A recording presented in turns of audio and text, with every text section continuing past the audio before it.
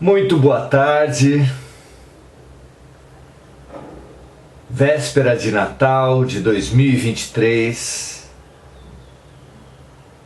e nós dando um espacinho, achando um espacinho na nossa vida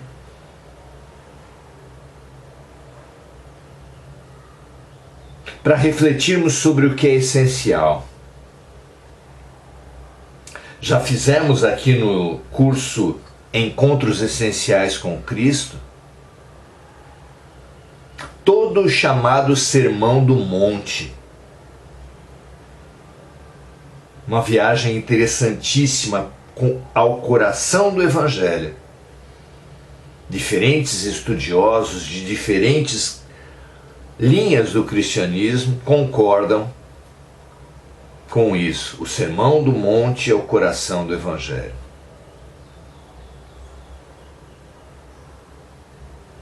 Pois nós vamos até,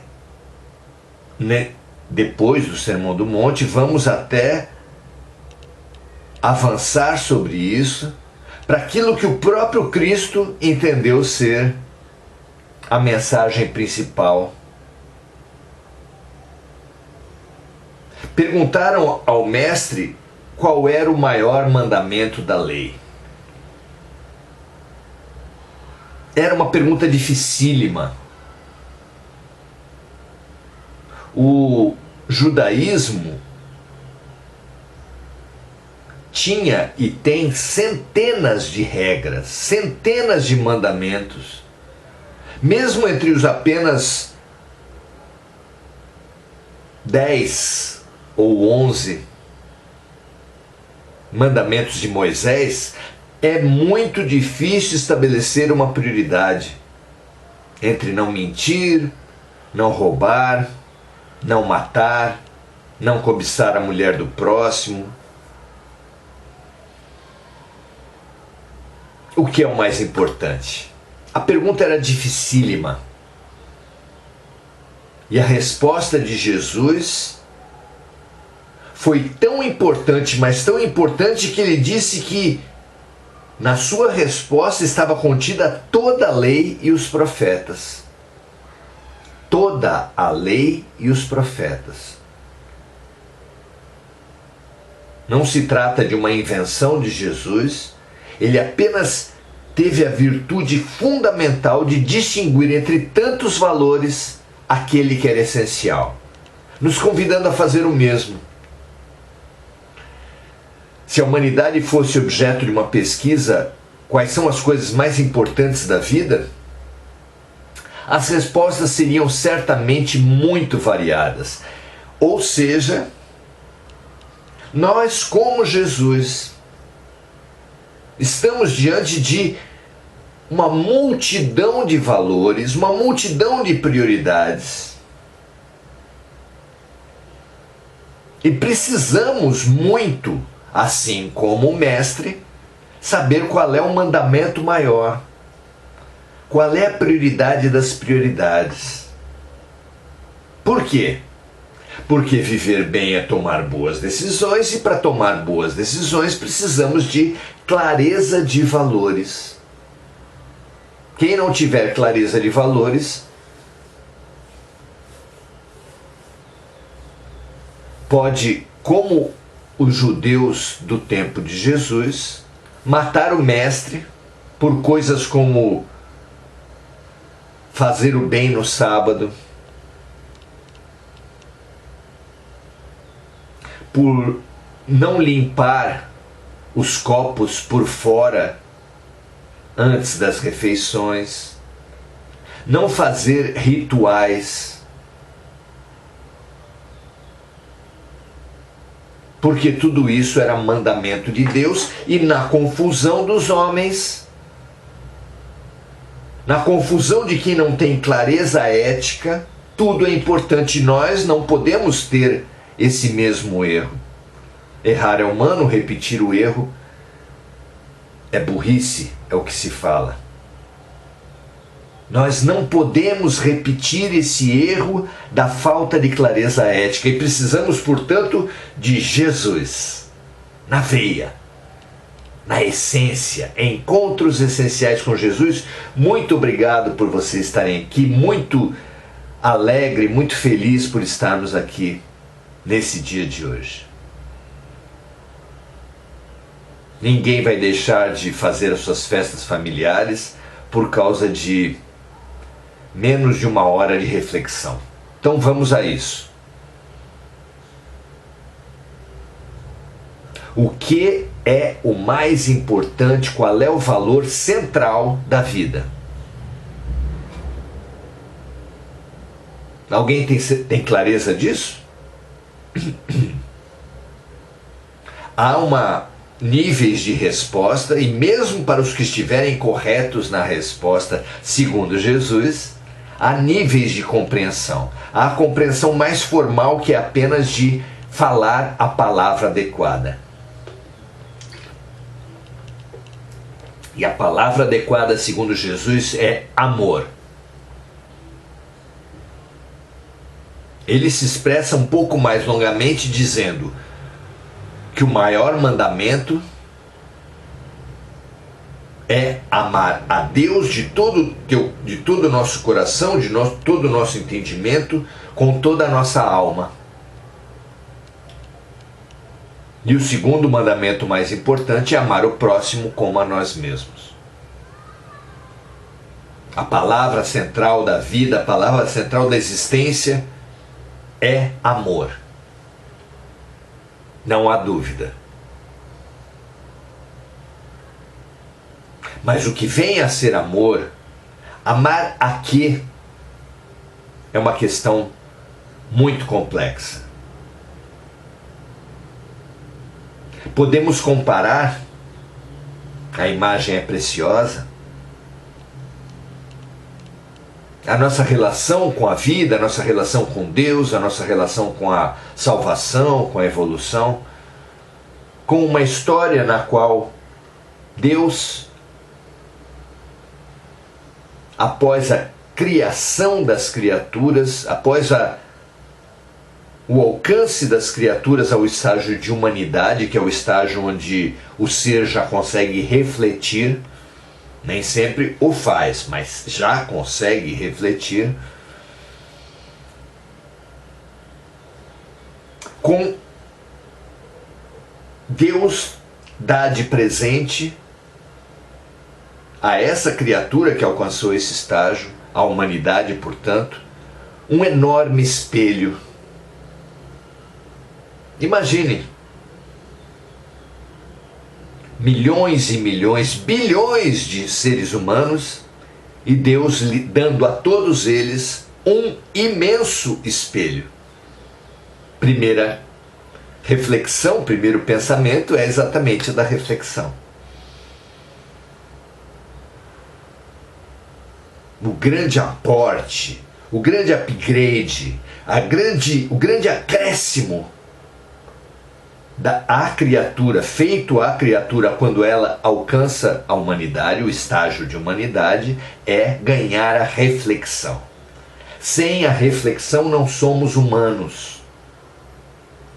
Simplesmente recebendo um estímulo e dando uma resposta, seremos equiparados aos animais. Não é à toa que a teoria comportamental na psicologia estuda a reação dos seres a partir dos animais. Recebem estímulos e dão respostas. Assim é com os animais. Com os seres humanos, não. Com os seres humanos que forem humanos, entre o estímulo e a resposta acontece a reflexão. Então, simbolicamente, Deus deu à humanidade um espelho gigante, mas a humanidade, na dificuldade extrema de cooperar, de trabalhar junto, de buscar a sua completude na incompletude do outro, porque, por exemplo, homens e mulheres não são completos, precisam buscar a sua completude na incompletude do outro, porque as duas incompletudes do homem e da mulher fazem-nos capazes de gerar filhos.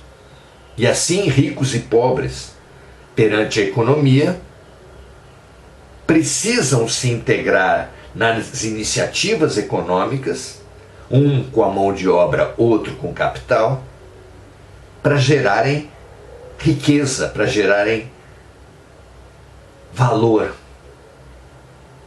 para produzirem. E assim, as diferentes culturas orientais e ocidentais, japoneses e brasileiros, germânicos e latinos, africanos, australianos, todos temos uma riqueza, e a completude do ser será certamente adquirir a riqueza. Muito têm os orientais a aprender com os ocidentais e vice-versa, com os homens com as mulheres e vice-versa. Temos muito a aprender com os outros e precisamos de mais da chave que nos permite isso.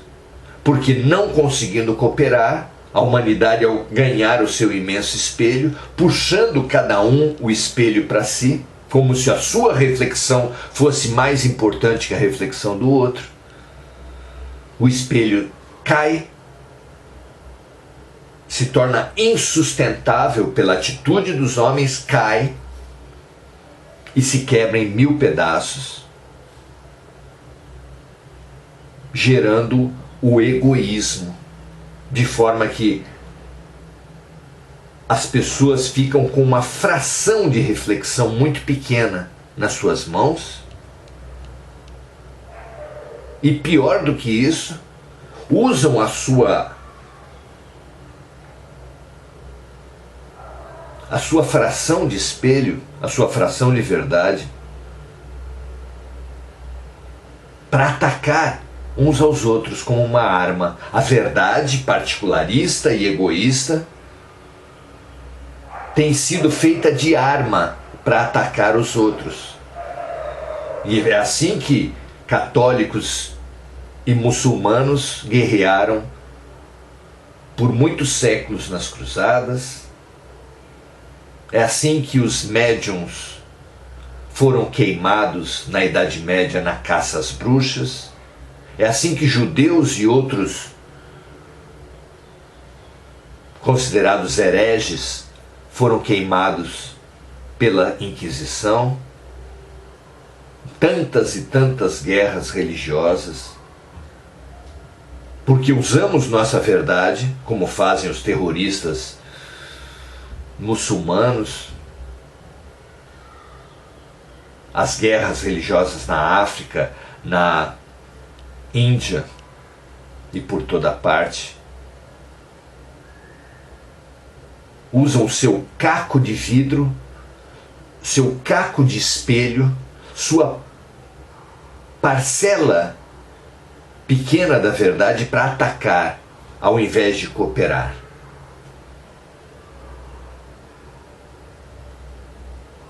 Todos nós estamos nesse impasse. O que fazer com o nosso caco de espelho?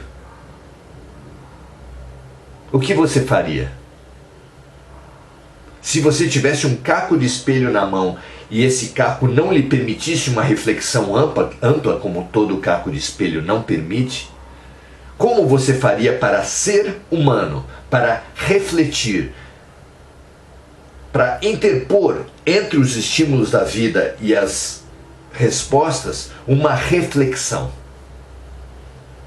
Precisamos urgentemente disso, mas nós temos cacos. Nós temos, pior que cacos, o hábito de pegar os cacos e atacar os outros e sermos atacados pelos cacos alheios. Como responder isso? Dito de outra forma, entre os valores centrais da vida, os valores fundamentais que devem embasar nossas decisões, nós podemos ter o egoísmo e o altruísmo. Vamos então pensar sobre essas polaridades. Egoísmo vem de ego. Ego é uma palavra em latim que significa eu. Egoísmo seria a idolatria do eu. Tudo é bom se atende os meus interesses, se cai na minha conta bancária, se me favorece os desejos. Altruísmo é uma palavra que vem de altros. Altros significa outro. Altruísmo é a idolatria do outro.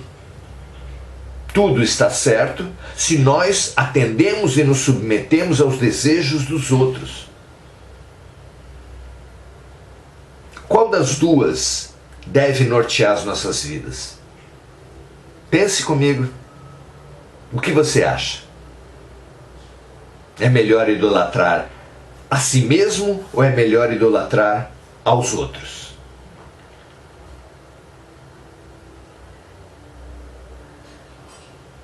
Aparentemente, pelo significado que se dá ao altruísmo, como uma virtude, como uma nobreza de alma espiritual, parece que o altruísmo é muito melhor do que o egoísmo. Será? O egoísmo, sim, é a base de todas as nossas violências, de todas as nossas guerras. Porque busca a anulação do outro, a submissão do outro aos nossos interesses. Mas e o altruísmo? O altruísmo é a anulação de si, tanto que ele é quase que sinônimo de abnegação. A abnegação é a negação de si mesmo. Então, assim como o egoísmo é a negação do outro, o altruísmo é a negação de si. Nossa, fulano é ótimo, ele só pensa nos outros.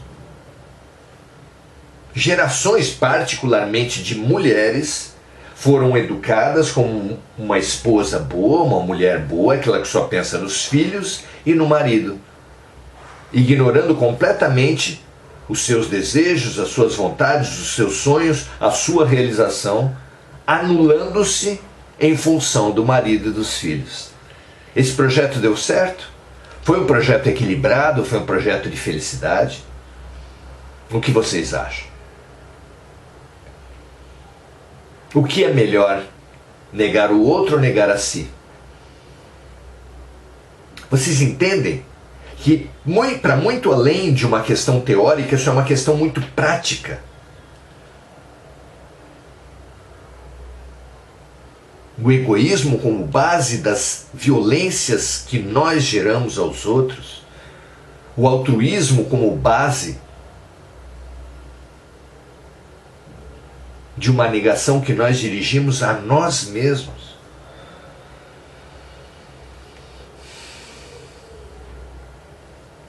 Como resolver isso? Na prática. Jesus, ao contrário do nosso senso comum, que situa o altruísmo como uma grande virtude, a abnegação como uma maravilhosa condição espiritual, estabelece que nós devemos sim amar o próximo, mas não para por aí. Jesus fala que devemos amar o próximo como a nós mesmos. Quando ele fala, amai o próximo como a ti mesmo, ama o próximo como a ti mesmo, qual é o maior? O próximo ou nós? Mesmo nível, claro. Colocarmos-nos no mesmo nível dos outros, amarmos o próximo como a nós mesmos, com o mesmo grau de importância, é fundamental.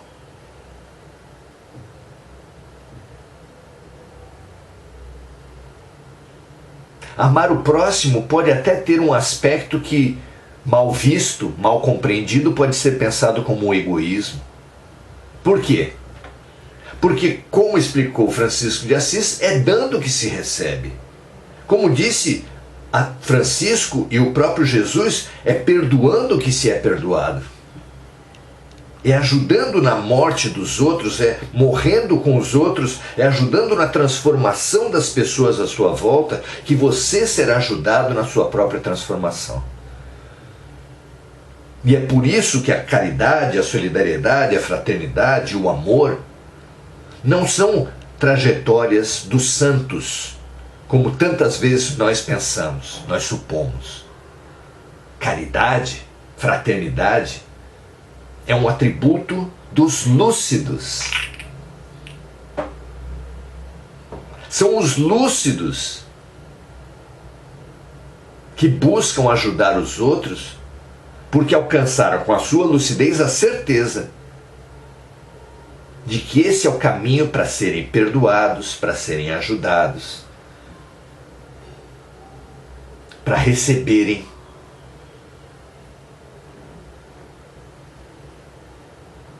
É fabuloso entendermos isso. Não é preciso ser santo, ser puro para praticar a caridade. É preciso ser lúcido. Saber que o grande caminho da nossa elevação é servirmos, é colocarmos-nos no lugar dos outros.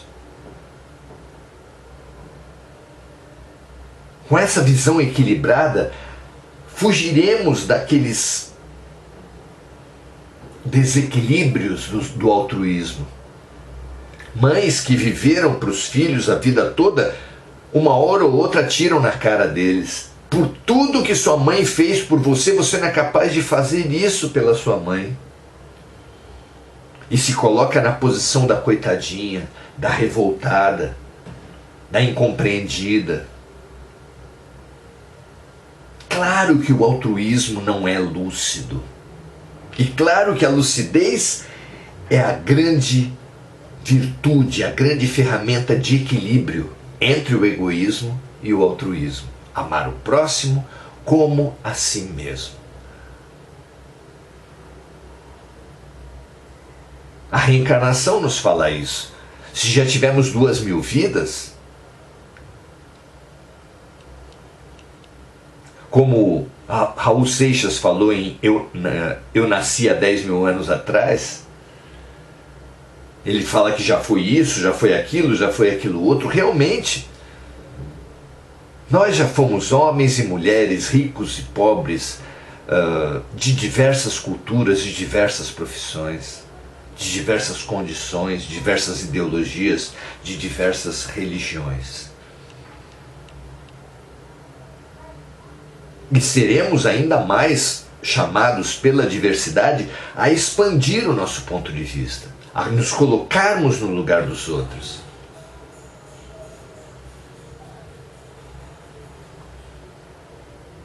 Esse é o grande instrumento da nossa evolução.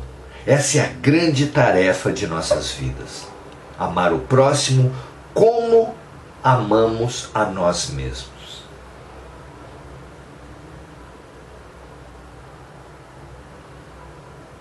É claro que é preciso libertar o amar a si mesmo do egoísmo.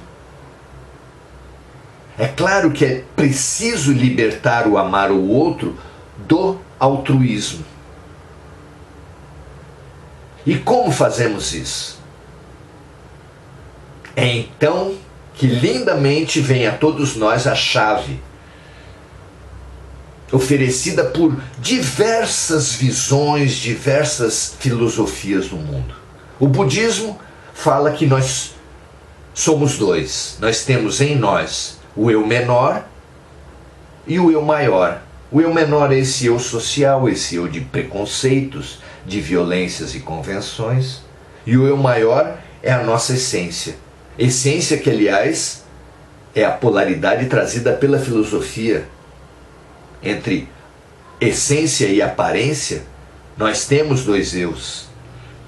Como fala Paulo de Tarso, o eu menor e o eu maior, dizendo que é preciso que o eu menor morra para que o eu maior emerja.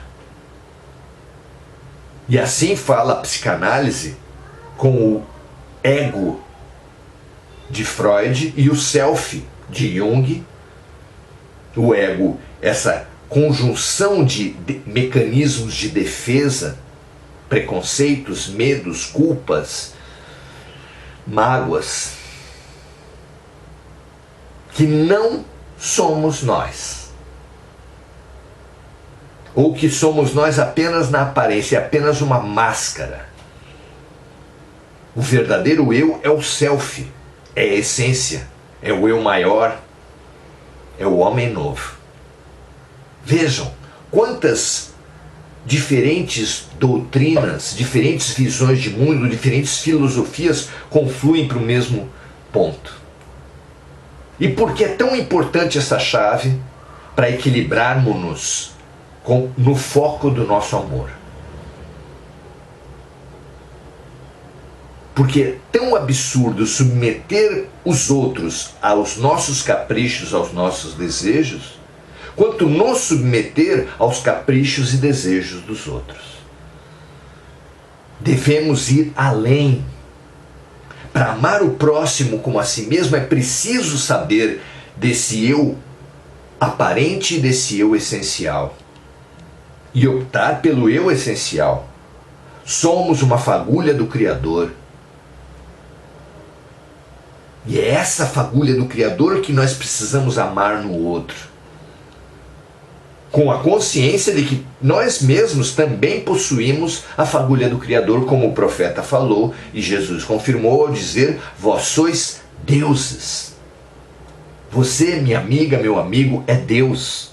Assim como eu sou Deus. E qual Deus é maior? O Deus que habita em mim ou o Deus que habita em você? Absurdo. São tão importantes um quanto o outro.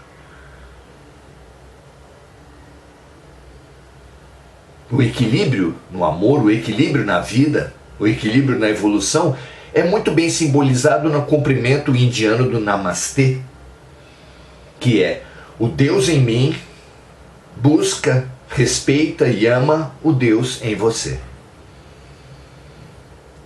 Que, é claro, pode ser vivido como uma convenção, como nós falamos bom dia, sem mobilizar nossos desejos, nossas emoções, para que a outra pessoa extraia do dia toda a lição e toda a cura que Deus reservou para ela. Nós não sabemos fazer isso. Certamente milhões de indianos também falam Namastê sem refletir sobre isso. E nós precisamos demais aprender a amar o outro, a amar no outro o que ele tem de essencial, com a mesma hierarquia, só pode ser, com o amor que nós tivemos por nós mesmos, mas não por nossos desejos, não por nossas imposições, por nossas mágoas, por nossas culpas, mas pelo eu essencial. E o que é esse eu essencial? Deus. Mas o que é esse Deus? Deus é amor. Explicam os evangelhos, explica João, certamente inspirado por Jesus. Então nós somos amor. Eu sou amor, tanto quanto, nem um milímetro mais, nem um milímetro menos, quanto você, minha amiga, meu amigo, é também amor.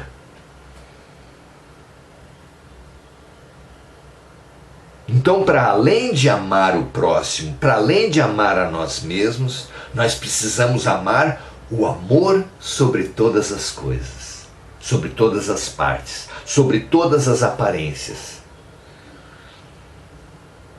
Não é bonito? Não é racional? Não é desejável que a gente consiga alcançar, avançar sobre a superficialidade, sobre o ego, sobre os interesses, sobre as mágoas e as culpas? Não é urgente que a gente faça isso? Claro que não faremos isso para depois de amanhã, mas claro que a lucidez a respeito disso nos coloca no caminho certo. Aí não importa para o viajante se ele estiver a muitos quilômetros do seu destino, mas se ele souber qual é o sentido, qual é o caminho, qual é a direção que ele deve aportar, cada pequeno movimento, cada pequeno passo será um avanço que o destinará a chegar a esse sentido maior, o amor. Muito bom. Agora, prestando um serviço, como a gente faz na própria oração-ação, aqui também vamos transbordar essa chave, esse entendimento aqui alcançado, para todos os seres humanos portadores das suas migalhas de verdade, dos seus cacos de verdade, transformados em armas uns contra os outros, para que cada vez mais seres humanos percebam que trata-se de um quebra-cabeça. Que se nós quebramos o grande espelho dado por Deus por não conseguirmos cooperar, agora, cada um portando com seu caco e retornando à convivência pela compaixão, pela empatia, colocando-nos no lugar dos outros, nós vamos conseguir encaixar os nossos cacos num grande quebra-cabeça essencial que demanda amor para se chegar ao amor. Amar se aprende amando, disse Carlos Drummond, inspiradíssimo certamente. Minha amiga, meu amigo, façamos isso em todos os nossos momentos,